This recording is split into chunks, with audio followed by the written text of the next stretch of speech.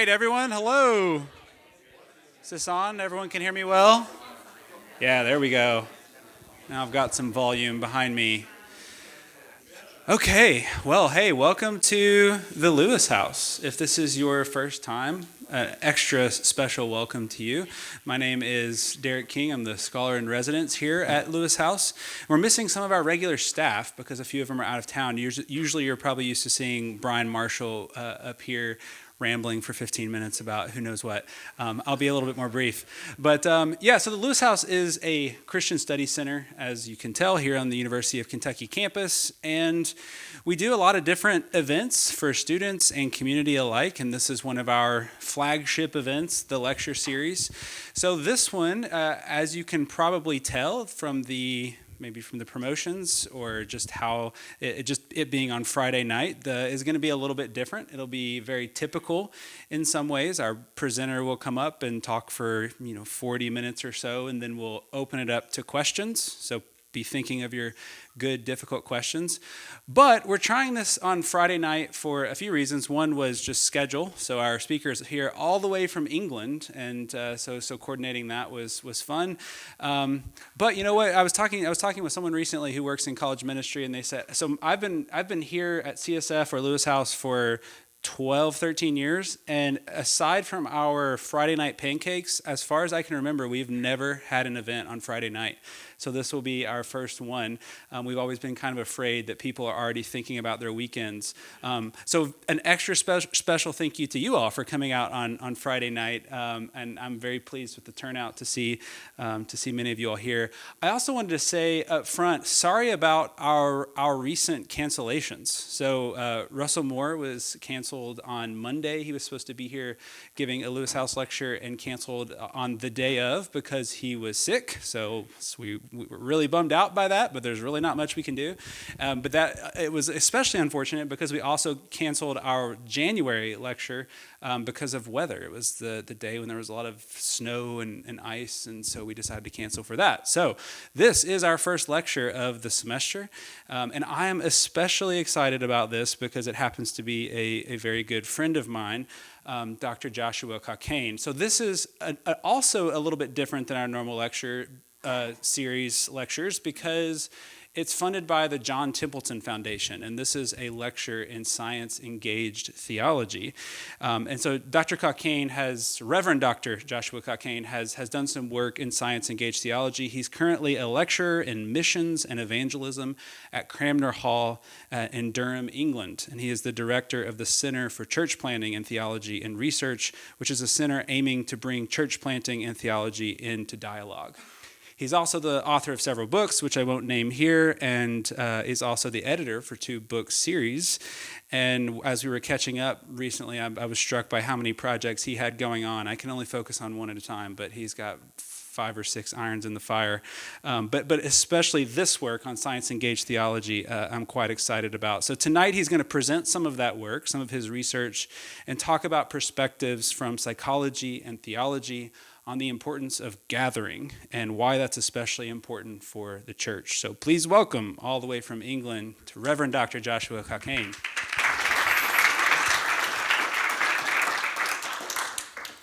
Good evening. It's a real pleasure to be with you this evening. Thanks so much to Derek for a warm welcome. Me and my wife Eleanor on the front row have had a really wonderful time in Lexington this week. We arrived on Tuesday. We left behind 3 small children in England. So we've been enjoying the freedom of exploring the States by ourselves, and we've been made to feel very warmly welcome. So we're going to talk this evening, as Derek said, about this really important, really crucial question about why we gather as the church. Gathering with other people matters. And I think if there were previously any doubts about this, then the events of the last few years, specifically the COVID-19 pandemic, demonstrated that our engagement with others, or our lack of engagement, radically shapes the way that we relate to the world and the way we relate to one another. For nearly 2 years, many of us were forced to redefine our understanding of gathering. What does it mean to gather? I don't know about you, but for me, the pandemic looked like visiting loved ones in a virtual format. my Friday night socialising was confined to a laptop screen, and academic conferences more often looked like people wrangling their faces into the most flattering positions on their iPads. For many, the novelty of gathering online, I think, quickly wore very thin. And we know from studies that have come out since that these restrictions on how we gathered took a huge toll on our health, both physically and mentally. In experiencing the lack of gathering, I think we came to see the importance of gathering together in a new light. In her New York Times best-selling book, The Art of Gathering, the author Priya Parker puts it like this: gathering consumes our days and helps determine the kind of world we live in both our intimate and public realms. Gathering, the conscious bringing together of people for a reason, shapes the way we think, feel, and make sense of the world. Now, for those of us in the Christian tradition, I'm an ordained Anglican, and for my day job, I train Anglican ministers. I teach at a theological college in England. But for those of us that are in the Christian faith, this idea that gathering matters should hardly be a new piece of information for us. We read in the pages of the New Testament that gathering together was one of the primary things that the early church did as they formed. We read in the Acts of the Apostles that the early church devoted themselves to the apostles' teaching and fellowship, to the breaking of bread and prayers. Elsewhere, we read in the epistle to the Hebrews that we should not give up meeting together, as some are in the habit of doing. This pattern of gathering together to share in friendship, hospitality, prayer, music, liturgy, silence, and sacrament, and whatever our own traditions may involve, has provided the pattern of Christian worship and devotion for millennia. And what's more, I want to suggest that this simple act of gathering together, as we have done tonight, and as many Christians do week in, week out, signifies something of deep theological importance. The theologian Stanley Hauerwas writes that the act of gathering indicates that Christians are called from the world, from their homes, from their families, to be constituted into a community capable of praising God. This simple act of forming a community that is capable of participating in the worship of God, the God we profess as Father, Son, and Holy Spirit, provides what the Anglican theologian Evelyn Underhill describes as a here and now embodiment of a deeper reality. It provides a here and now embodiment of the reality that as Christians, we form part of a wider social body, a social organism composed of many diverse parts. That image that Paul gives us in 1 Corinthians 12 of the church as the body of Christ. And so it's important to see that this act of gathering as God's people, as the church, is not just a mere tool to further our private and personal relationship with God.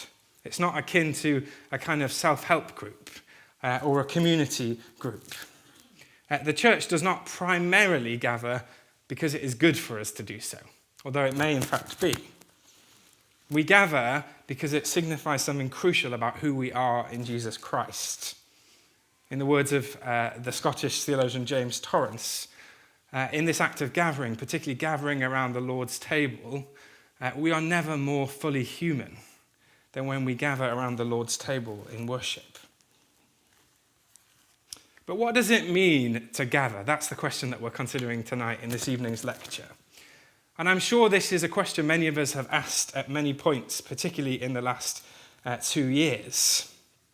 I don't know what your experience of gathering for worship looked like in the pandemic. Mine looked something like, you'll see the image on the next slide. This is actually an image from the church that I was part of during the pandemic. For many, this is what the act of gathering for worship consisted of. The natural ebbs and flows of in-person conversation made way for the awkward interruptions of struggling internet speeds. The grand architecture of church buildings was replaced with tiny pixelated images, perhaps with an image of a church in the background of a camera shot. And that feeling, that bodily feeling of rousing music, stirring you into worship, was replaced with the tinny sound of music coming out of a laptop speaker. So did this experience, this encounter, did it count as a gathering of God's people? Did it count? Did it reflect our identity as members of the social organism of the church? In doing acts of worship like these, were we taking the author of the Hebrews command seriously not to give up meeting together? I'm sure that we have many different intuitions to these questions, many different responses. Indeed, I vividly remember as the pandemic was coming to an end, having a heated debate with a colleague of mine in Scotland about whether this really counted as worship or not. I remember him very strongly telling me, "What do you mean this isn't embodied worship? I'm using my eyes, aren't I? My laptop is physical, isn't it?" This question, what does it mean to gather, was forced upon us very pressingly as we adopted to new modes of interacting with one another. But in many ways, it's not a new question at all. We might have been forced to ask it in a new way, but this question, which seeks to ask the nature and limits of our shared experience of the world, has long been of interest to psychologists and philosophers. There is a large body of research in developmental psychology that has explored the role of social interactions in the development of infants and the way in which they explore the world. Over the past few years, in various roles, I've had the privilege of working alongside a good friend of mine, Dr. Gideon Salter, who is a psychologist who works at the University of York. And we've been thinking together through some of these questions about what it means for the church to gather.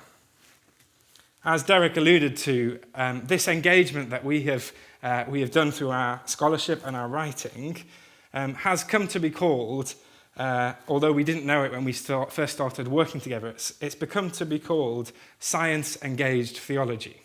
This might not be a term you're familiar with.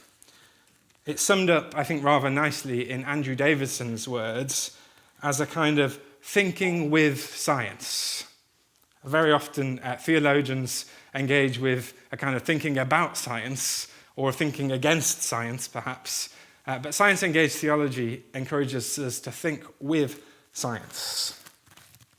While much work has been devoted to questions of whether science and theology are compatible or in conflict, science-engaged theology encourages us to ask a different set of questions entirely. Rather than assuming that science and theology are in dialogue, it encourages us to see that we have different insights to bring on the same questions. For example, in our work, we are asking the questions, how does a psychological view, how does Gideon's perspective as a psychologist help him to understand what it means for the church to gather? And from my own perspective, as an academic theologian and a minister and a teacher, I'm asking what does a theological question bring to this conversation, and how might we have a dialogue on this topic? Science-engaged theology invites us to look for mutual points of insight between different disciplines. And as a minister and as an educator of those training for ministry, I found actually some of these insights from a different perspective to have enriched and brought different ideas to my work that I could never have imagined. These have not just enriched my understanding of worship psychologically, but they've given me a different lens to think through theological questions. And so in this evening's lecture, I hope to share with you some of the ways in which I've gained insights from thinking both theologically and psychologically about these questions of what it means for the church to gather in worship and where its limits and pressure points might be. So in this first part of the lecture, I'm going to introduce you to some psychological concepts that have been used to think through the question of what it means to gather. And then we're going to think together about how these might help us to think clearly about these questions in the context of the church. As we have already acknowledged, human beings are an immensely social species. Our experience of the world involves many different and varied shared experiences. Sharing these experiences plays an important role in how we relate to one another. Our relationships depend on how it is that we relate to. Our relationships depend on and are deepened by our shared experiences with others. As the influential psychologist Michael Tomasello has argued, this capacity for sharing experience begins with what he and other thinkers have called shared intentionality. So what does Tomasello mean by shared intentionality? Very simply put, shared intentionality is the way psychologists want to understand how it is that we engage in cooperative activities with one another. If we're doing something as a we instead of as an I, this is the basis of what shared intentionality seeks to explain. I think one of the best ways to think about this is through the lens of music. I can't pretend to be a proficient musician, but I have a great love of music. I don't imagine many people in this room will have heard of the artist I'm about to speak about, but last year, the British jazz artist, the Ezra Collective, who are a jazz band from South London, were awarded the prestigious Mercury Prize, which is a very prestigious music award in the United Kingdom. It's one of the most sought-after prizes in British music. And they were the first jazz band to be awarded this prize in its 31-year history. In fact, in their speech accepting the award, the drummer of the band stood up and said, "If you need proof that God exists, then it is a jazz band winning the Mercury Prize," which I thought was a wonderful line. But I was really struck in watching this award ceremony, in watching this jazz band perform after receiving their award, just how intimately they knew one another. They knew exactly where they were going. Even though this song was filled with all the elation and joy of winning a prize, even though it was filled with several spontaneous solos and improvisation, at no point did the music feel out of control. The melody at no point ever got lost in the midst of the spontaneity. Now, the reason a group like the Ezra Collective, and you can insert your own musical examples here, the reason they're able to perform together so successfully is not just because they're all talented musicians, although this is, I'm sure, very true. But it's because in their actions they're able to form what psychologists call shared intentionality. They're able to form this we. In other words, their individual performance is more than just a sum of its parts. In the ways their individual actions mesh together, they're able to perform a collective action in performing a piece of music. And this is really, I think, the best way of understanding what psychologists are talking about with shared intentionality. Now, I recently watched an interview with some of the members of Ezra Collective, and the interview was asking about how they managed to improvise so successfully in their music. The bassist, a man named TJ Colioso, replied by saying this: "This is why we make so much eye contact. We try not to keep it too rigid. It keeps the excitement. And whenever someone plays something cool, we're going to react. And that's why we smile so much when we play music." What TJ picks up on in these really brief remarks in this interview is the importance of sharing eye contact, this simple act of sharing eye contact in this task of shared intentionality. And I think this really helpfully highlights something that psychologists have thought a great deal about, namely the importance of not just doing something together, but the ways in which we share or join attention in order to do so. It's been observed by psychologists that our first and earliest experiences of sharing the world with others take this form of joint attention. This example that we hear in this interview of making eye contact is one such example. But there are many different other ways that we share the world in early infancy with others, through language, gestures, facial expressions. I have a 2-year-old at home who is a little slow on learning to speak, but can always make himself understood with a very effective use of a pointing finger.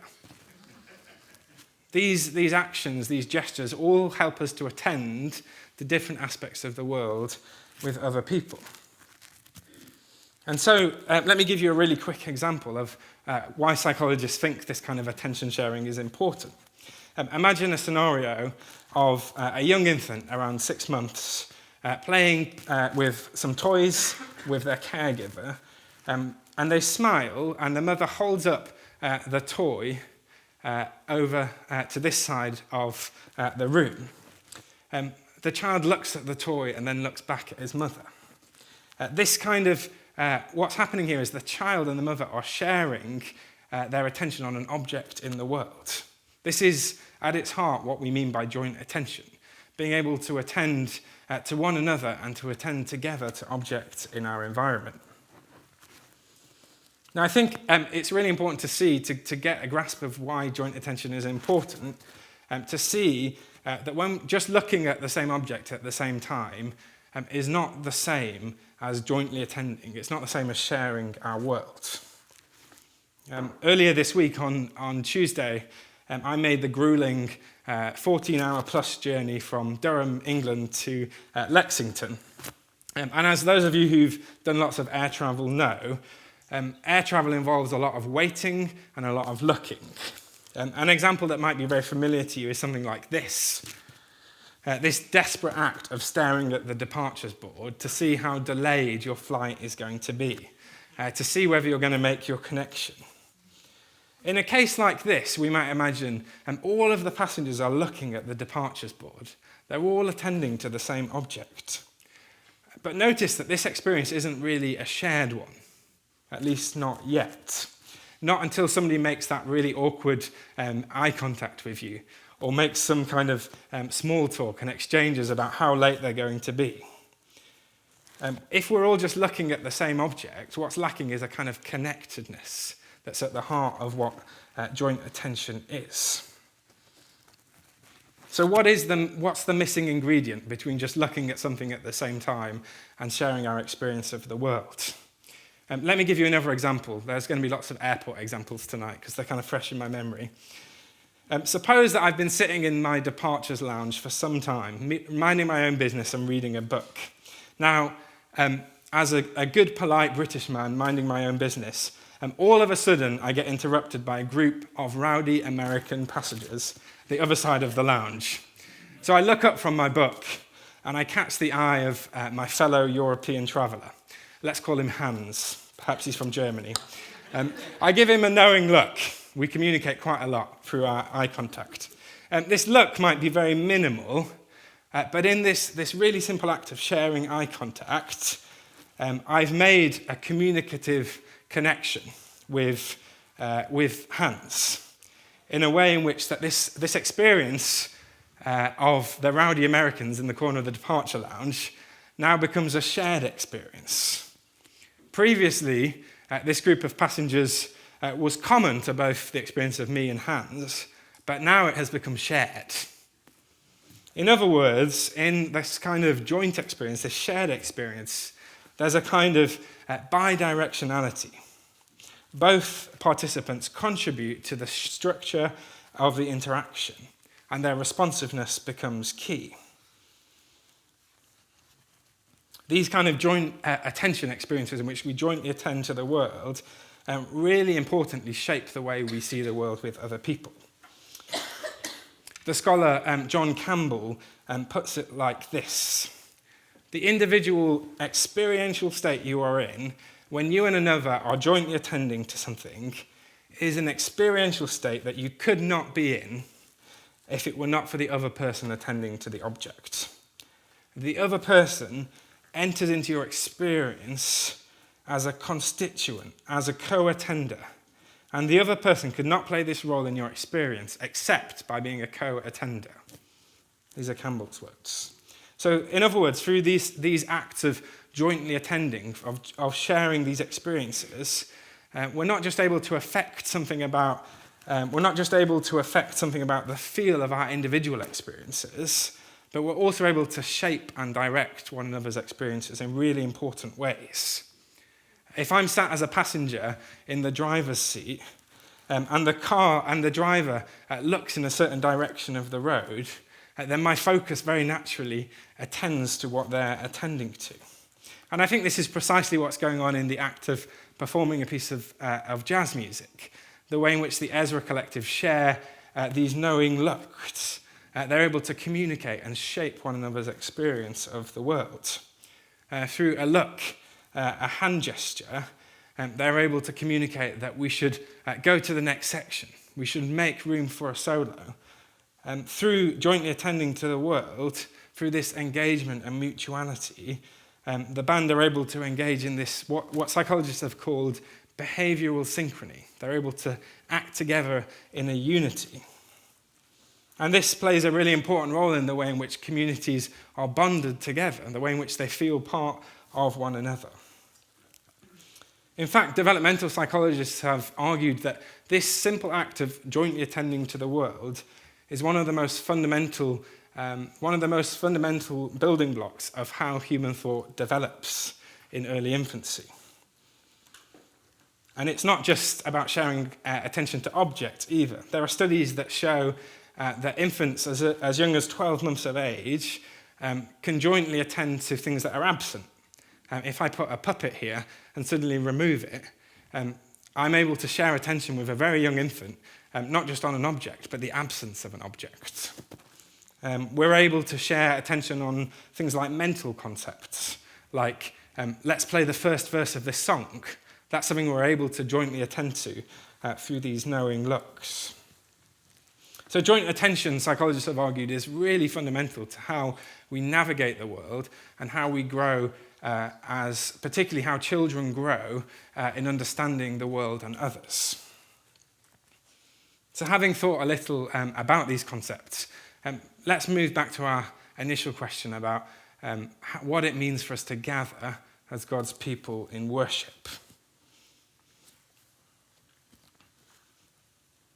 It seems plausible, I think, that if joint attention plays a crucial role in how we gather in different social contexts, whether we're talking about football matches, and by football I mean the proper use of the word football, or whether we're talking about jazz concerts or some other kind of spontaneous gathering, like the one that Hans and I shared in the airport lounge. It seems intuitive to think that something similar could be said of the act of gathering together for worship. The fact that gathering together to worship God involves some kind of joint attention seems rather obviously true. I think the more difficult question comes when we ask, what is it that we are attending to when we gather to worship? What is it that we are attending to? And at least part of this answer is, at least part of the answer to this question is that we are attending to something about the liturgy itself. Now, just as a caveat, by the word liturgy, I know liturgy has lots of different connotations for lots of different people. I don't just mean kind of really formal acts of worship, like you might get in my own tradition, in the Anglican tradition. Every church tradition has some form that they use to engage in worship, whether that's through singing or preaching or other forms. And that's all I mean when I talk about focusing our attention on liturgy. So one of the things we are very obviously jointly attending to when we gather is the liturgy itself. Pieces of music, readings from scripture, sermons, and so on. As Underhill describes it, every society which has reached even the most rudimentary religious consciousness has attempted to find some form of practice to make visible something invisible. But it's important that we notice that these liturgical forms themselves are not the point of our gathering. They're not the ultimate focus of our liturgy, or at least they shouldn't be. Underhill continues to write that the worshipping life of the church is not just a collective of services and sacraments. While these are important ways of participating in the church, she continues to note that the corporate worship of the church is not simply that of an assembly of individuals who believe the same things and therefore unite in doing the same things. It is real in its own right, an action transcending and embracing all the separate souls that take part in it. The individual as such dies to their separate selfhood, even their spiritual selfhood, in entering the divine society. In other words, I think the point that Underhill is trying to make here is that when we attend to something in worship, in the act of gathering for worship, there's something meaningfully different going on here than in the case of a football match or a jazz performance. And the reason for this is that the ultimate object of our attention is not the thing that's most immediate, but it's the deeper reality that these liturgical acts are supposed to point us to. Put simply, I think, we gather together to jointly attend to God's presence, not just to listen to some songs, to sing some songs and listen to some sermons. And here's where I think things get particularly interesting for this joint conversation between theology and psychology. And here's, I think, where psychologists start to get a little bit nervous about what the theologians are saying. The question I think that gets really interesting is this: how might liturgy help us to attend together to God? Now, in order to illustrate this, I wonder if you would just return with me very briefly to the context of the airport lounge. Now, suppose Hans and I, after our shared experience, we've become acquaintances.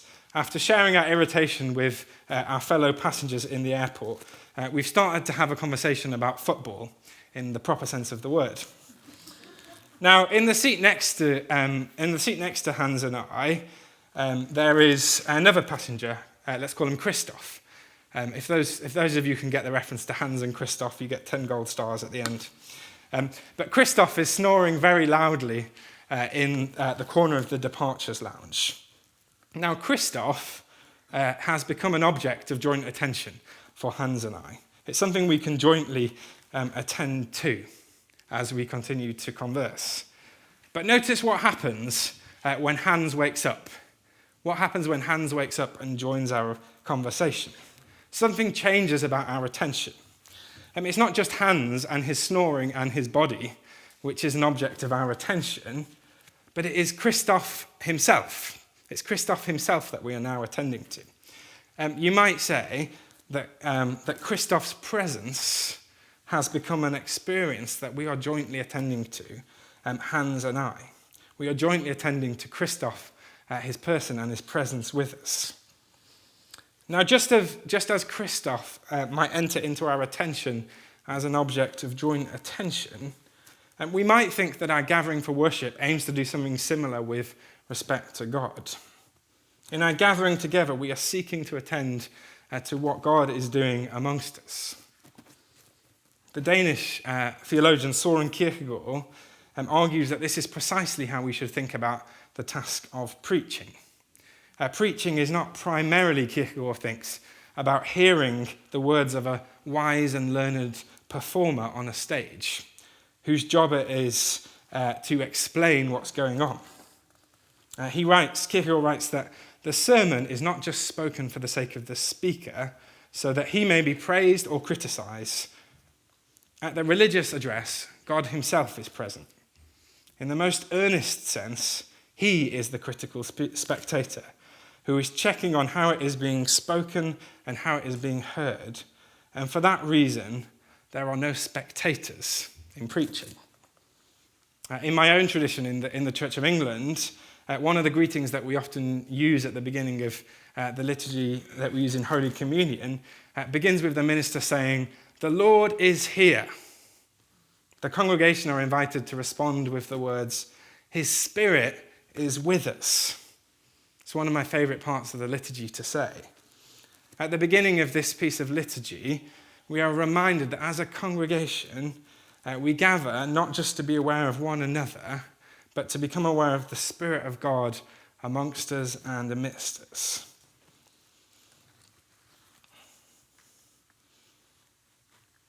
But while this is helpful for thinking about what it means to gather for worship, I think we should notice straight away that the psychological concepts have some very obvious limits at this point. If we are jointly attending to God's presence together in liturgy, if that's the point of liturgy, then we're not very often all that successful in doing so. I don't know what your church building looks like, what the layout of your church building is, but very often in my own experience, I spend more time looking at the backs of people's heads, perhaps at the bottom of my shoes, or at my very distracting children who are sat alongside me. If I get distracted by my rowdy 2-year-old, then very quickly it becomes very difficult for me to jointly attend to what's going on with the person next to me. And this is before we even get to these more difficult cases we started off by thinking about, in which communities are dispersed, in which we use online worship, or in which we have very large congregations, in which you're unable to take everyone in at the same time. And so I think we should notice straight away that while joint attention has some really interesting applications to worship, it also is quite limited in what it can explain. And here's where I think it's important that we move on to a different aspect of the psychological work, which I think can give us a broader sense of what it means to gather.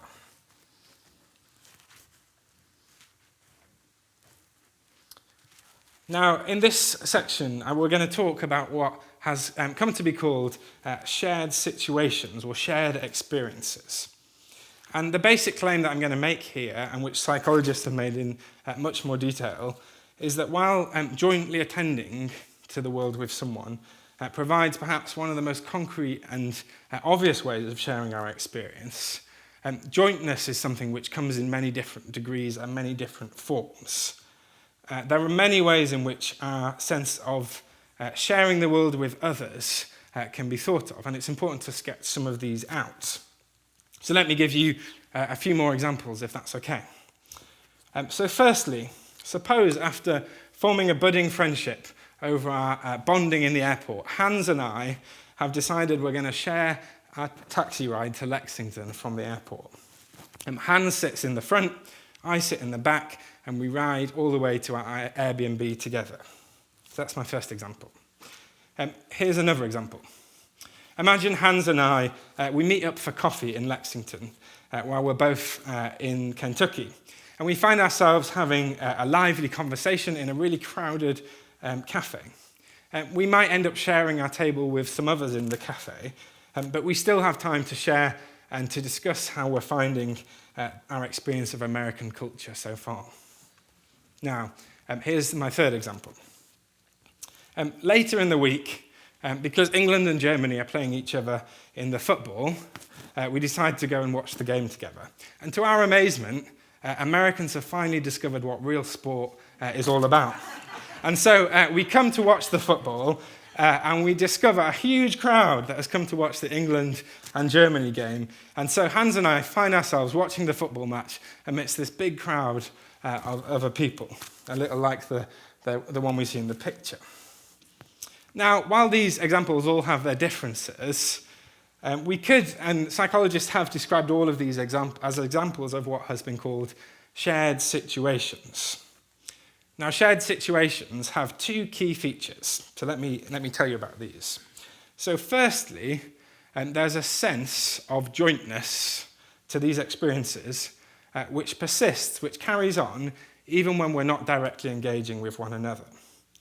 So, for example, when Hans and I get in a taxi together, we may not interact for the duration of the taxi ride. Or perhaps we do occasionally interact to briefly point out some peculiar feature of the landscape.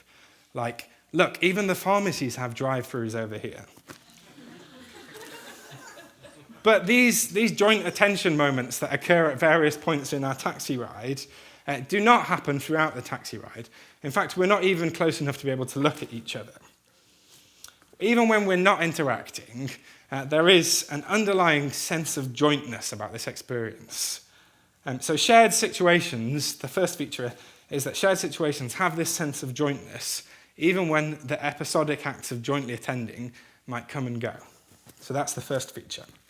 And the second feature is that shared situations are embedded often in these broader spatial and social settings. Let's think about the taxi ride example again.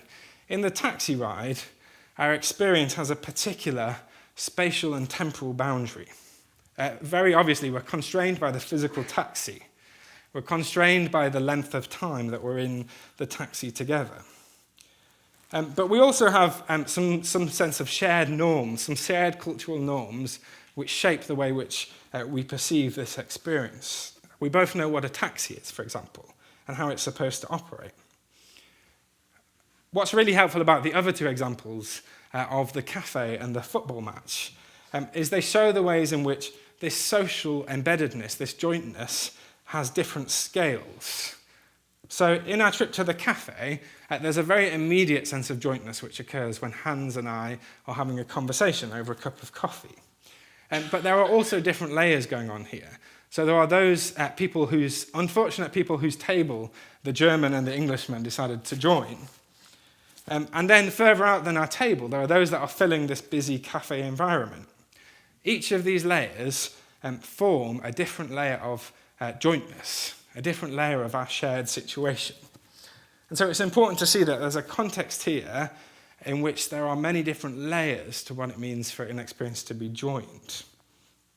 And you might think, let's think about the football example, that this sense of jointness can have even further reaching senses of our experience being shared. For example, when I watch the football match with Hans in the busy environment, I'm well aware that everybody at home in England is watching the football match at the same time as me.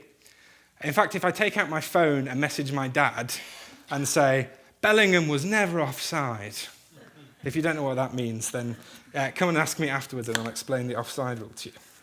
But if I text my dad and say, Bellingham was never offside, I don't need to give the context for that remark. I don't need to explain what's going on. There doesn't need to be a point of reference. And that's because I know that my experience of watching the football is embedded in this broader network of sharedness. The fact that the whole country is watching the match at the same time. And this plays a significant role in the ways in which my experience is shaped by others. There are many different national events that play this kind of role, whether these are sports events or royal weddings. You don't really have those over here, do you? Or perhaps that finale of the big hit TV show that we all know that everybody's watching at the same time. They foster a sense of a broader cultural, societal sense of jointness, which goes far beyond those that we are immediately engaging with. So this is the concept of shared situations, which is importantly related to joint attention, but as you can see, it can do much more work. It's much broader a concept than joint attention. So finally, let's return again to this question of what it means to gather in worship, what it means for our worship as Christians to have this sense of jointness. Here's where I think this concept of shared situations can really help us to think in fruitful ways about theologically what's going on in the act of worship. Think back to my previous example of being distracted by my 2-year-old while I try and join in singing a song or a hymn. In this case, it might be true that I'm unable to jointly attend with the person sitting next to me to the line of liturgy that we're saying or singing. It might be that we're unable to jointly attend to God's presence and what God is doing in the midst of worship. But there is still a sense in which this experience is shared and joined with others in which we're gathered. A little bit like the example of Hans and I in a taxi, with that sense of temporal and spatial limitedness to our experience. The physical act of gathering provides the same kind of thing to our experience. Gathering in this space with these people creates this sense of sharedness around the act of worship. And here's where I think the psychological work can help us to start thinking some quite interesting questions about how it is that our experience of gathering is limited and how it is that it can be extended. If we understand, as I've suggested through the psychological work, that jointness is not a binary thing, that it's not about our experience is either joined or it's not, but if it has this kind of scale to it, with these really embodied interactive experiences on the one hand, and these really minimal, broader cultural experiences on the other end of the scale, then we can see the ways in which even really limited experiences of gathering have some of these features of jointness. Even in the even in acts of online worship, there are things that we can do to foster the way in which experiences seem joined. In very practical ways, during hybrid or live-streamed services, the virtual presence of those watching at home can be acknowledged. And in doing so, it creates that broader sense of sharedness or jointness with those who may be watching at home. Now, don't hear me wrong. This doesn't in any way doesn't replace the importance of gathering together physically, but it does help us. It does help to remind us of something really crucial and really important. That this act of gathering extends far beyond just those that we are physically alongside. And this is, I think, important not just for thinking about online worship. One of the joys for many people in the pandemic, when I was in pastoral ministry during the pandemic, one of the things I was really struck by was the ways in which those who were unable to be part of church worship, usually the bedridden, the sick, those that work night shifts, suddenly felt much more included in the community of the church in ways that they hadn't for perhaps some of them for decades. And this sense of jointness that online worship might have created during the pandemic is not the only way that we're able to create this broader sense of jointness within a community. And there are really simple things that can be done, such as encouraging communities to use prayers at the same time of the day as one another, in which they become aware that their own prayer is embedded in this broader community of prayer. In lots of ways, it's not dissimilar to the way in which that conversation that Hans and I had in the coffee shop is embedded in these different layers of jointness. Now, I think this psychological concept of jointness provides a really fruitful way of thinking about the reality of Christian worship. As I noted right at the beginning of my talk, one of the really important aspects of gathering is that it reflects something deeply true about our identity as Christians. But this sense of jointness in belonging to the body of Christ, in belonging to the church, is not just about shaping our acts of gathered worship. In fact, as Underhill writes, she writes that no act of worship, however isolated it may seem, is a solitary undertaking. Every act of worship, even the most private contemplations, have to be understood as part of a wider community in the church. Underhill writes that both on the invisible and the visible side, Christian worship has a thoroughly social character. The worshipper, however lonely in appearance, comes before God as a member of a great family, part of a community of saints, living and dead. Their own small effort of adoration is offered in and for all. He shares in the great life and action of the church. He is immersed in that life, nourished by its traditions, taught, humbled, and upheld by its saints. In other words, even the most private acts of prayer and devotion, when I go into my room as Christ commanded to do, to shut the door and to pray for my Father in heaven, this is an act which is embedded in the community of the church, that extends throughout the world, throughout time, and which promises to shape my own spiritual life and my own experience of God in profound ways.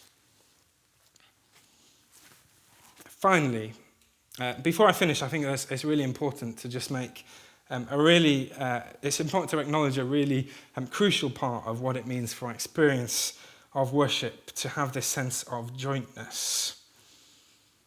And I think it's this. It's important to notice that our experiences of worship and prayer being shared are not just about the ways in which they're shared with one another, but they're also embedded in the reality that our experience is shared with God.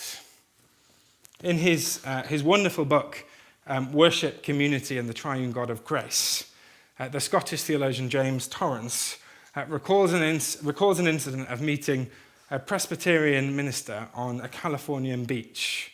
And Torrance and the minister begin a conversation. And as the conversation develops, it becomes apparent that this minister's wife is dying of terminal cancer. The minister tells James Torrance that he doesn't know what to pray for, and he doesn't even know if he has enough faith to continue to pray in the midst of this situation. Torrance wonders how he should reply to this man.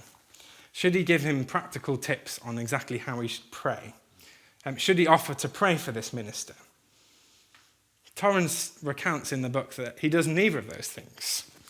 Instead, he reminds the minister that he has a great high priest who lives to give intercessions for him. Hebrews 7:25. He tells the minister that the Holy Spirit intercedes on his behalf when he cannot find the words to pray. Romans 8:26. As Torrance writes, our first task is not to throw people back on themselves with exhortations and instructions. It's to direct people to the gospel of grace. In other words, for Torrance, worship and prayer are not primarily about communal or individual responses to God. They are means of participating in the broader work of God, of the prayer that is already ongoing in the life of God. For the minister in Torrance's story, there is described to be a relief, a release in knowing that his struggle to pray is not condemned. What he comes to see is that his prayer, his concerns are held by the prayers of Christ and the groanings of the Holy Spirit. And so in becoming aware that our life of worship is situated in the community of the faithful, it's also important to see that we join our lives of worship with the life of the triune God. We are invited to see that the jointness of the Christian life is most fully realized when we see it as a participation in the ministry of God. The theologian, and I'll finish with this and then a brief summary. The theologian John D. Whitlever writes this about the importance of the Trinity for framing our experience of worship. At their best, these Trinitarian practices and ways of speaking are not merely rhapsodic remnants of past spiritual experience. They are deeply intertwined with lived Trinitarian spirituality, in which believers today, without fear or bewilderment, enter into liturgical participation with a profound sense of privilege, gratitude, and holy astonishment that God has called and invited them, that Jesus is praying for and with them, that the Holy Spirit is at work crying Abba in their hearts. This kind of Trinitarian spirituality is not anxious about liturgical participation, but is expectant, hopeful, and patient, aware that God's Spirit works in a myriad of contexts and circumstances to bring about redemptive experiences of community with God, including ones that we recognize only retrospectively and others that we may never fully recognize. Gathering with other people matters. I hope that you have seen at these simple acts of coming together each week, we provide a means of attending together on the presence and work of God, Father, Son, and Holy Spirit, and of his ongoing work in our lives. I think, and I've found, that the work of and the concepts that are employed by psychologists can provide tools for thinking deeply and thinking theologically about what it is that we do when we gather together. Moreover, I think one of the things that I think is really helpful is that these concepts we've been exploring together help us to resist crude and overly simplistic distinctions between proper in-person worship over here and online interactions over here. This becoming aware that jointness is something which comes in degrees, I think, can provide lots of insights into why direct, gathered, embodied worship is always richer, always has a greater means of attending to the work of God in our community. But it can also tell us this. It can teach us the ways in which our gatherings are embedded in this wider sense of jointness, including those who cannot gather who can only gather online, and those who are part of our communities who cannot be present. Lastly, these concepts, I think, provide helpful insights into how our awareness and our own practices and devotions are embedded and shared within the continued work and presence of the Trinitarian God, which can provide us with a hopeful and expectant vision for how to live our lives as Christians today. Thank you.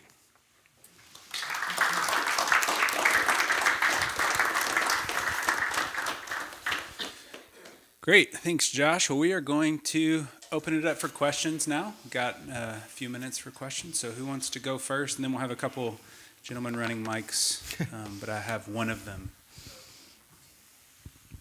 Who's up? So thank you for your talk. I think that was very interesting.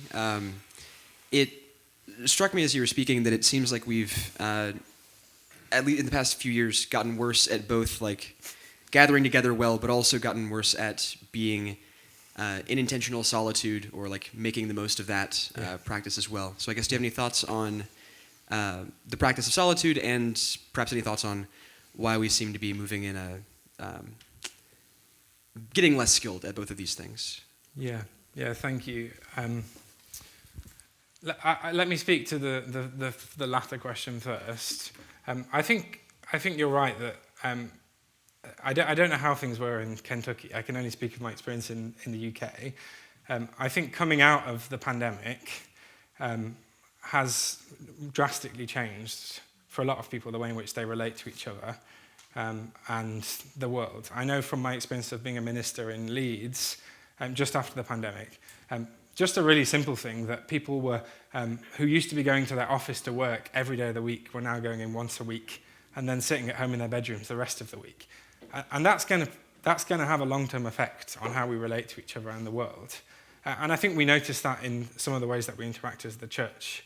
And so some of that, I think, I don't have any kind of good empirical grounds for this, but my kind of intuitive sense is that we're still adapting and still processing some of what happened and the ways in which that shaped our experience. And we're still adjusting to how it is to engage with each other. And I think some of that, even though it was 2 or 3 years ago, is still something that's having an effect.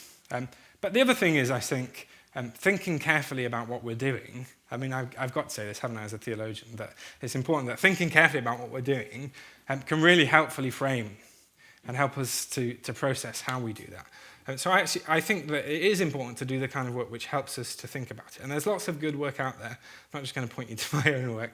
And there's lots of good work out about embodiment and liturgy and worship and how that shapes us. So I think thinking carefully can help. So to solitude, remind me of your question. Have you still got the mic? You can shout if you like. So just what do you, given your sort of framework for talking about shared experience and that kind of thing, what do you think is the value provided by being in sort of intentional solitude as well at different times? Yeah, I mean, one of the things I didn't talk a huge amount, but which we were exploring at various points in our work, is that there's a lack of solitude in our culture because of how present we are to people at all times, and it's not helped by these kind of devices, right? Is that there's a sense in which this broader sense of sharedness, this kind of interactive sharedness that I was describing, for many people, is there from the moment they wake up to the moment they go to bed. And I think that shapes the way in which we perceive ourselves and the boundaries that we give to ourselves and how we relate to others. And so we have to think, and again, I don't have the empirical work to back this up, but we have to think that the way we engage with social media and smartphones is radically changing how we relate to one another. One of the things that psychologists talk about in developmental studies is that children's sense of self develops when they're able to perceive themselves as, when they're first developing, they can't perceive any distinction between themselves and their caregiver. They don't have that concept of them being a different, that sense of self is something that develops later on in infancy. And I think that being away from, as well as being with, developmentally plays quite an important role in how we come to gain a sense of self and how we come to gain a sense of others. So I would think psychologically that solitude will continue to play an important role in those distinctions between self and other. So I think solitude is really important, and we haven't even started talking about the theological importance of solitude. But I think, I think I think solitude is quite important in that sense of relatedness. Yeah, thank you.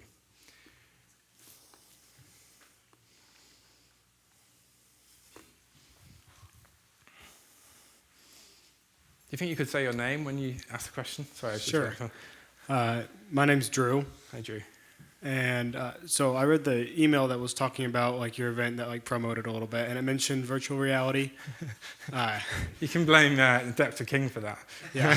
Yeah, go on. Yeah, I was curious, like what your viewpoint is, and what thoughts you have about as virtual reality becomes more immersive, like how the church can use that, and like maybe if like a future church is completely on there, like what your thoughts are about that. yeah. My. Let me give you my instinctive response. I was talking about this with a colleague of mine earlier. My instinctive response is a hard no as a theologian, because I think there's something really crucial about that sense of. But I think there's something really crucial about that sense of gathering and the really physical acts that are involved in worship, like eating bread and drinking, and the things that we do with our body and the hearing of other people's voices. But I think my instinctive response, as you can hear, is bound up in a lack of imagination. Is it possible that virtual reality might be able to create an experience so immersive that it engages my body in that way? I mean, I don't know. I think it's at least plausible, right? And I think that would raise some really interesting theological questions for this sense of gathering. If our experience is indistinguishable from being gathered in worship, I think that raises some really crucial theological questions that I don't have the answers for today, despite Derek billing this as a virtual reality talk. That was just a ruse to get you all here, I think. So yeah, I think it's a really good question that we should think really hard about.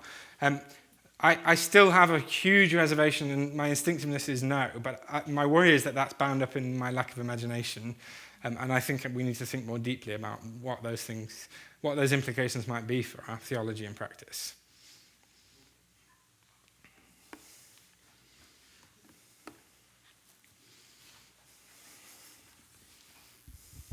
Hi, I'm Hi. Olivia. Hey. When you were showing the picture of everybody on Zoom, the thought occurred to me that often in Zoom and in other ways of contacting other people, you're staring at yourself as if a mirror. Yes. So the issue is not necessarily the technology itself or the use of it as a tool. I think it's really beautiful when you think about the concept of presence. Yeah. You know, a part like being made possible for all these people that normally cannot gather physically. So I just wondered if you had any thoughts on the degree to which like technology, as it becomes an end in itself, sort of throws you back upon yourself, like the incurvatus sensae concept. Yeah. And that is really one of the primary issues. I guess that's not a question, it's No. just my ramblings. But it's a really fascinating thought. Thank you for sharing. I think that I hadn't thought of that, the mirror effect of Zoom. I do know that I very quickly turn my own camera off if I'm in a group setting because I hate looking at myself, or you kind of hide your self-view. But I think that's a really fascinating thing that we very rarely look at our own faces. But in the pandemic, and for those that have worked hybridly, we've probably stared at our own faces more than we've ever done before. And that has, you're right that's bound to have an effect on how it is we're relating to others on that call. I think at the very least we become very self-conscious in how we carry ourselves and we hold ourselves and relate to others, and that shapes our attention. There are lots of other ways in which online, as it currently is really different. And one of the things I think that's true is that it's really difficult to maintain that sense of awareness and jointness. And because the environment is so narrow, in this environment, I can see other people's attention at all sides of my vision, my peripheral vision. But when I'm staring at a screen, you're really tiny, and actually most of what I can see is, I don't know, my children running crazy in the background or the rain outside. And so I think there's some really radical differences, isn't there, in how we engage. So it's a really helpful insight. Thank you. Yeah, so my question was a little bit related to that one, and I also feel the need to defend my honor a little bit. Yeah, do. Please do, Derek. Yeah, so I think that your talk actually has a lot to do with virtual reality in the church, and in the broadest sense, not as in like I just have a VR headset or whatever it is, but as the church embraces more and more virtual forms of gathering, or any way that our spiritual lives are mediated through screens. Mm-hmm. And I wondered if in the joint attention literature and some of your thinking about this, how important it is that we're seeing the same thing. Because as the previous question asker just mentioned, that even whenever I'm zooming, what I see is different than what someone else is looking at through my own screen. And you mentioned the different shared situations. My situation may be very different. I might be in a coffee shop and you might be at home in your bed. And then there are, as the world becomes more virtual, I've seen like in actual virtual reality, things like Second Life, where there are, you have like an avatar that lives in this life for you, and you're playing this game, and like so you are. Even just like you're not even seeing another person. You might be seeing Pikachu named John, and there is another person on the end of that, but you have no idea what he looks like, right? And so like there's like churches in these virtual reality worlds, like people are like trying to spread the gospel and saying, why not? Because there's people here, there are human people behind these avatars, and why not spread the gospel and teach them about Jesus, right? So I just wondered how much it's important that we see the exact same thing, or does it lose? Does some of your what you're saying, does it lose some of its bite without that? Thanks, Derek. Somebody did mention to me earlier this week about an avatar of SpongeBob SquarePants being baptized, and I recoiled very quickly at that concept of, was it you, Derek, that said that? Yeah, it was. The examples changed from SpongeBob to Pikachu over the course of a few days. But the question, I think, is a good one, and I think I want to say something negative and something positive, actually.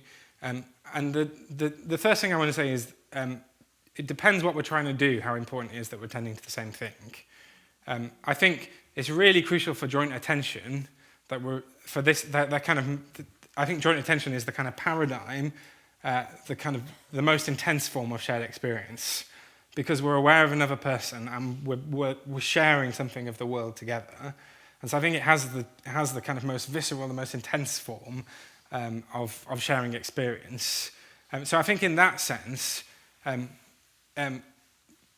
don't see how that's possible in the virtual world as we currently have it, with the caveat that maybe there's ways of getting around that in the future. But certainly with the SpongeBob and Pikachu example, that really strong joint attention experience is just not possible, right? And so I think we lack like the ideal forms of sharing experience online currently. And I think, and one thing that we didn't talk about tonight, my talk and my work has focused primarily on attention, but the role of the body is another really crucial thing that psychologists talk about. And one of the things that's not going on in online worship often is that my body is being engaged, and not just my mind. My body and all of me is being engaged. And I think that's really crucial. It's something I've kind of bracketed out whilst looking at this specific area. But that's really important. So that's the kind of negative thing I want to say, which is that absolutely it can't replace that, at least as we currently conceive it. But can it be a tool which can allow us to engage with a much broader context and world? I think absolutely. And I think actually as the church we need to find ways of being imaginative and using these tools. And I actually think some of the concepts that we've been talking about tonight can give us really helpful frames of reference for understanding what's going on, for understanding the ways in which these might play a role in what it means to be part of the church and the community of the church. And I think we can sometimes be a little snooty as theologians and ministers because we want people to come to our services, right? But actually, maybe that blinkers us to the fact that there are other things that allow for these shared experiences, which might not be as rich as embodied experiences, but they have some really important things. They have some really important parts to play. When I was in ministry in Leeds, let me just tell this really quick story. I think it's a good example. I was in ministry in Leeds, and a young woman who was 18 got in touch over email and said, I've given my life to Christ, can I get baptized? And I emailed back and said, that's wonderful, I'd like to have a conversation if that's okay. So I met up with this woman and I heard her story. We were sitting in a cafe in Leeds, and she told me she'd woken up one morning and felt just very aware of the presence of God and this deep desire to find out more about God.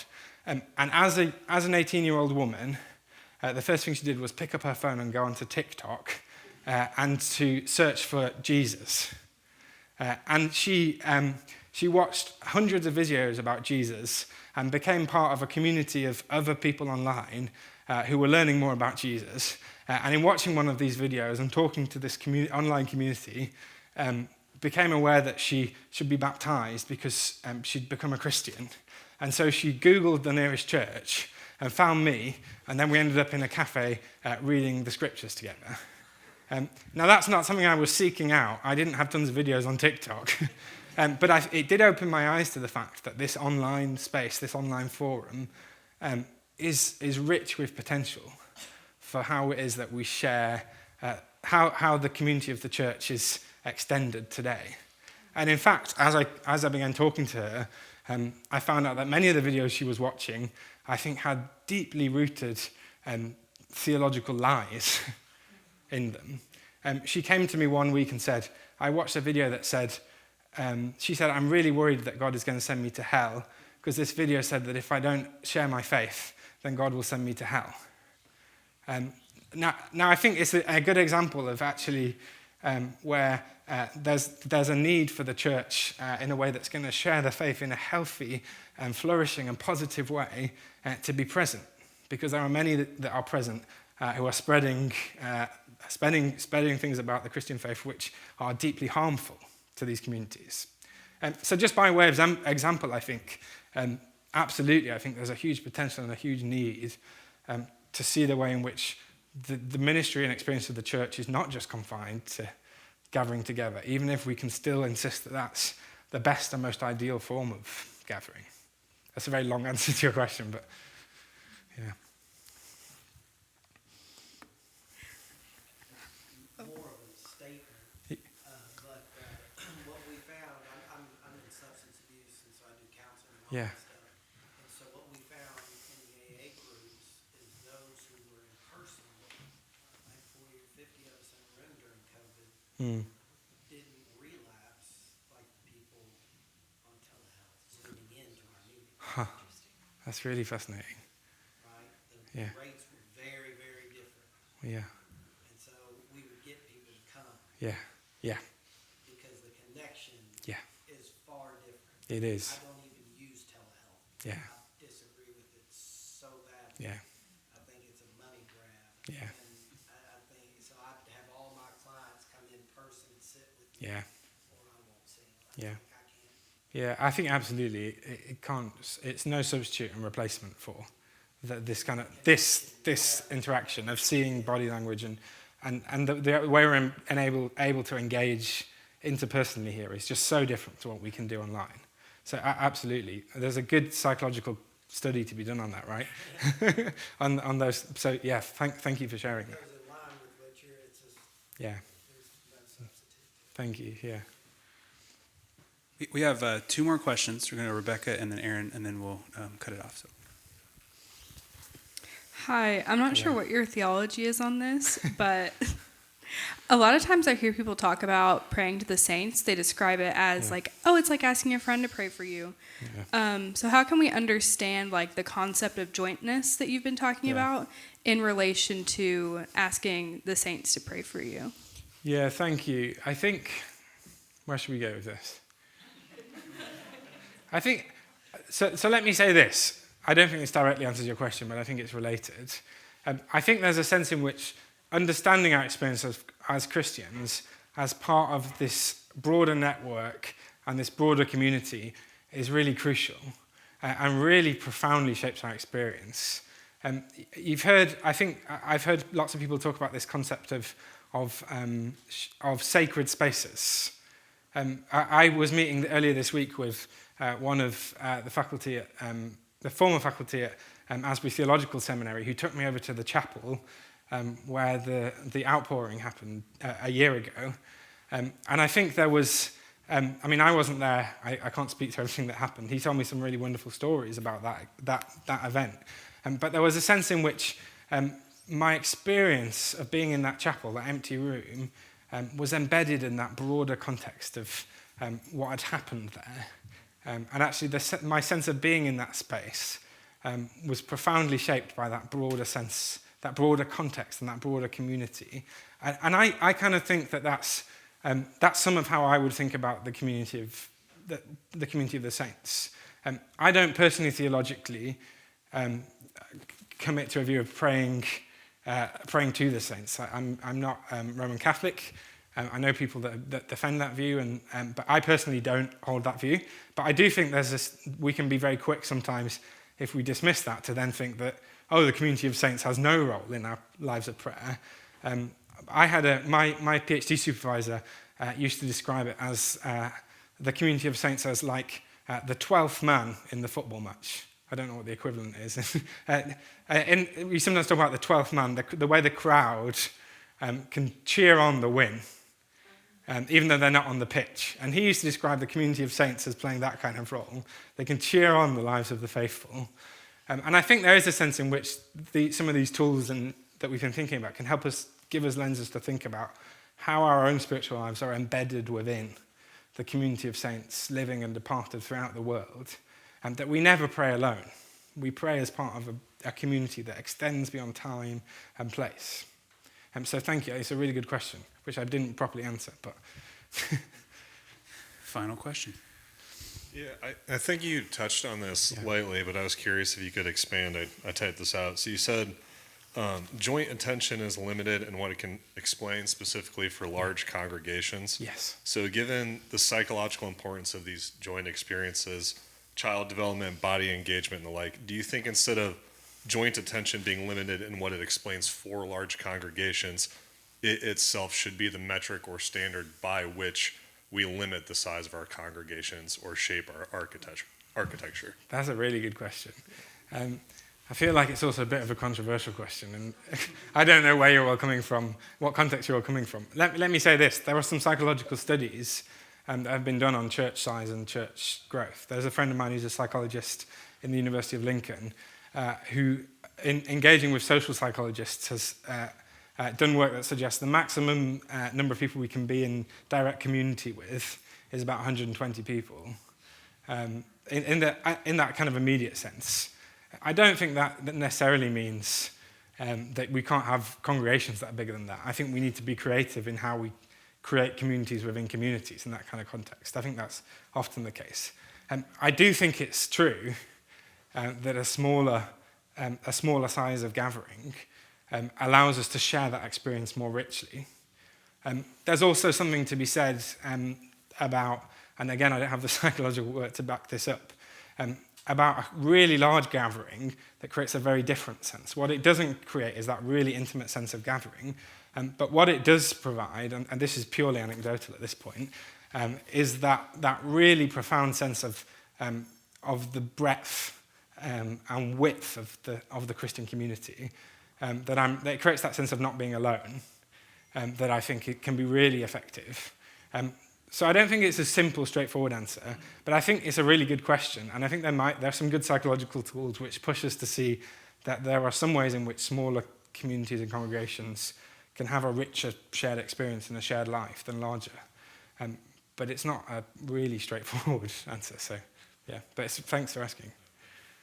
And let's say thanks to Dr. Joshua Cockayne. Thanks a lot.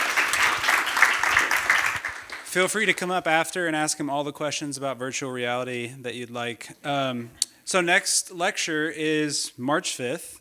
So make sure I get the title right. It's going to be Felicia Wu Song, who's a sociologist from California, and she is talking about restless devices, recovering personhood, presence, and place in a digital age. So it should be a really fun conversation. Hope you all can make it out for that. Note that it's the first the first Tuesday in March instead of the second. We normally do the second, and that's because spring break is the second Tuesday in March. So hope you all can make it out for that. And thanks for coming. Enjoy some coffee and snacks upstairs. And yeah, thank Josh too.